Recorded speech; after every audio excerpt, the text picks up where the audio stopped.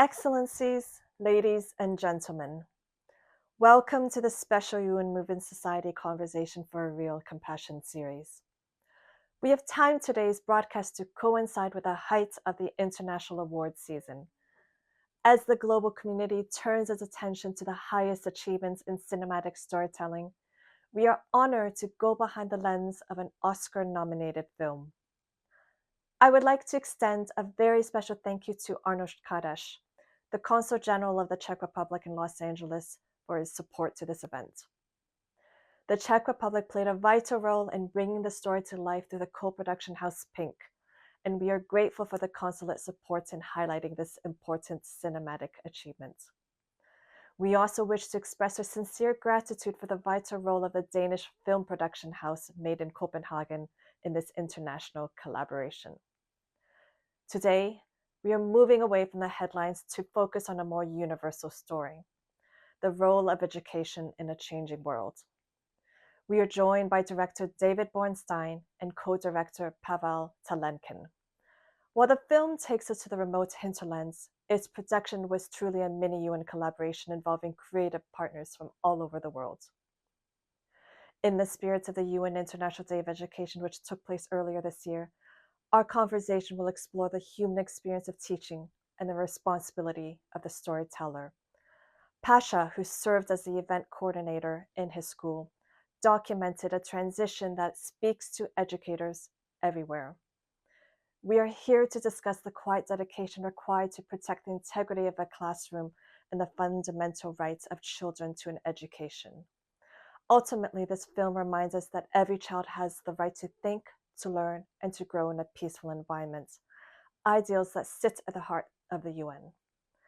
As is the tradition with our UN Movie Society events, the views expressed by our guests today are their own and do not necessarily reflect the official position of the UN. Our goal with this series is to provide a neutral platform for artistic dialogue and to explore the universal values through the medium of film. We hope that you will enjoy this cultural discussion. And without further ado, please join me in welcoming David and Pasha. David, thank you so much for being with us today. We are so grateful for you to be here, and tell us what made it so compelling for you to tell this story. I know you were looking to share a specific story about Pasha's life in the remote areas of Russia. What was it about his story that made you realize you had to tell this story? Well, what really made me feel like I wanted to tell this story was his determination in getting it out. He really wanted to show the world what was happening in his school because something was happening there that he thought everybody needed to see. There was a new patriotic military education that was sweeping across Russia, and it really offended him because he felt so strongly in the rights of children to attain an education that was free from propaganda and encouraged critical thinking and encouraged freedom of thought. Tell us, what does it mean to have good quality education? And tell us about your experience being a teacher and the joy of working with your students. До того, как ты стал снимать этот фильм, ты работал учителем. Расскажи нам, а что такое быть хорошим учителем, получить что такое хорошее образование, и расскажи нам чуть-чуть, да, что это было для тебя работать с ребятами, своими учениками. Ага, но у меня была очень интересная специальность. Я не был учителем, я был педагог-организатор. Я отвечал за праздники, концерты, линейки, утренники, КВН, театры, в общем, за культурную составляющую школы.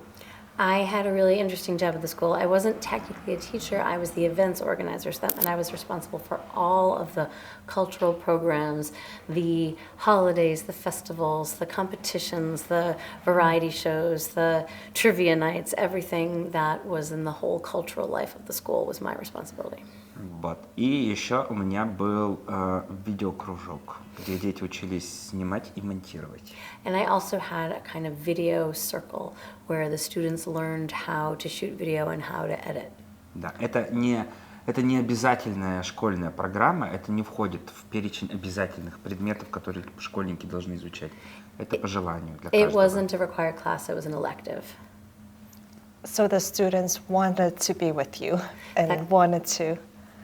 Так что Experience те this. ученики, которые занимались этим, они очень Да, хотели да, да. быть с тобой и Да, заниматься. те, которые любят театр, те, которые любят снимать, те, которые любят монтировать, те, которые любят выступать, петь, читать стихи, вот они все ко мне приходят. What I appreciated so much about your film is how international it was. It's a really international cooperation between multiple countries, between Denmark, where you live, where you're from right now, and the hinterlands in Russia, and also Czech Republic in finalizing and co-producing it with you. So tell us a little bit about this international cooperation and co-directing it with him, and how you had to balance between your perspective, living in Denmark, versus the Russian perspective. Yeah, for me it was really interesting. I mean, actually our production itself was something like a mini UN, because Exactly. we had a Danish production house, a Czech co-production house. I'm an American that's living in Denmark. Our first money came from the UK, from the BBC, who Interesting. supported us from the beginning. And of course, the centerpiece of this project was a co-directorship between me, an American director, and Pasha, who at the time of filming was a school teacher in this town of 8,000 people in rural Russia. And that brought such a special perspective to this project. You know, you can make a film with one funder and have one perspective, or one director and have one perspective. We had funders all throughout Europe. There were so many different countries coming in and giving their own perspective. And of course, the direction was about bringing together these two different perspectives, me and Pasha. And it was difficult to do that at times. You know, it's not easy to co-direct with someone who's living in such a radically different environment, to work across language, to work across cultures, to work across different types of societies. But, you know, I think when I look at the film now, what I see is a lot of solutions to these problems inside the filmmaking, and that actually is what made the filmmaking special. So before you started filming this documentary, you were working in that function. How was it to transition from filming these school activities to actually being a documentary filmmaker? How was the transition? Как для тебя был такой перешаг от твоего бывшего работы как видеосъемка на именно быть режиссером фильма? Да. Позвонила зауч, сказала то, что я обязан снимать теперь все эти уроки, чтобы мы могли отчитываться в Министерство образования. Well, the first thing that happened was that in the administration, they called me in and said now I was going to have to also start filming all of these lectures and required classes that the Ministry of Education was dictating that all schools had to do. Вот. И я снимал, но я потом понял, после самого первого урока я понял то, что я не имею никакого морального права просто взять и удалить этот материал, чтобы это было только для министерства, чтобы только отчитаться, потому что то, что попадает в камеру, описывает хронологию России и как общество становится милитаризированным.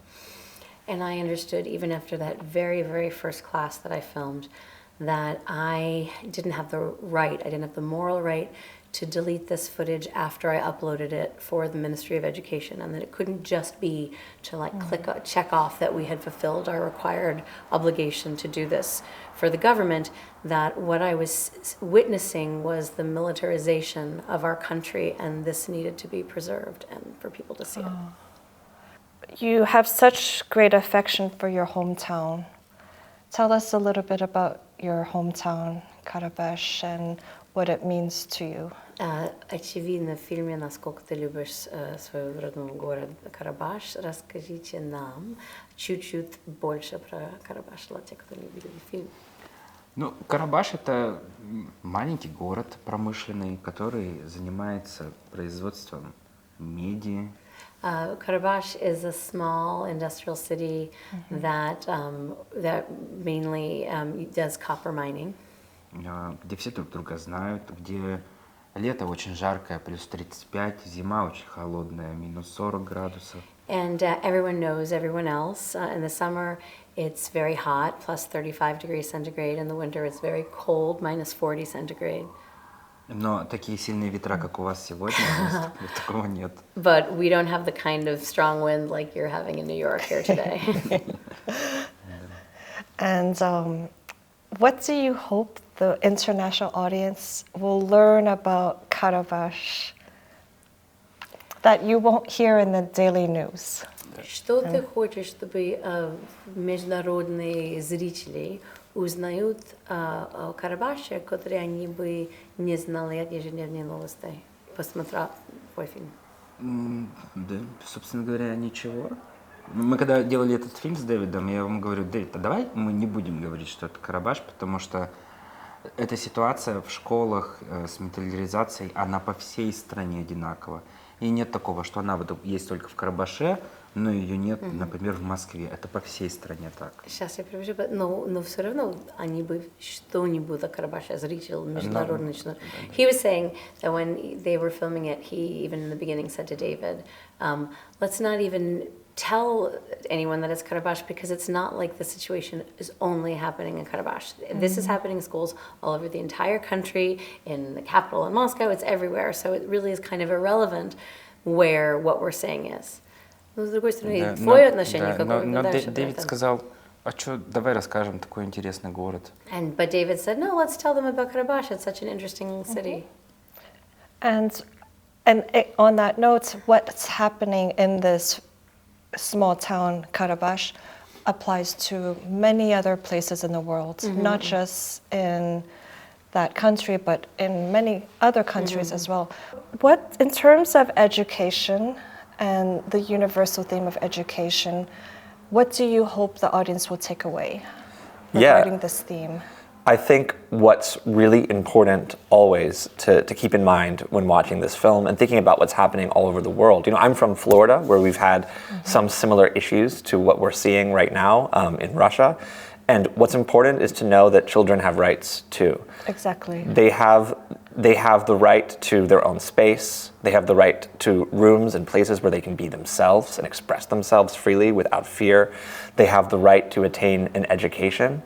They have the right to attain freedom of thought. Education shouldn't be about controlling children. It should be about enabling them to become active participants in democracies and active participants in their societies, to think and make decisions based on themselves. Education has always been part of the democratic project, right? We don't simply are born and become perfect citizens in a democracy. We need to learn it, actually. And a big part of that is a liberal education, where you learn to think and reflect. And that's what school should be about. And that is a fundamental right for children. Exactly. That's a very powerful perspective. And what do you hope the international community will take away from this film? And how do you feel that your film will build a more compassionate understanding?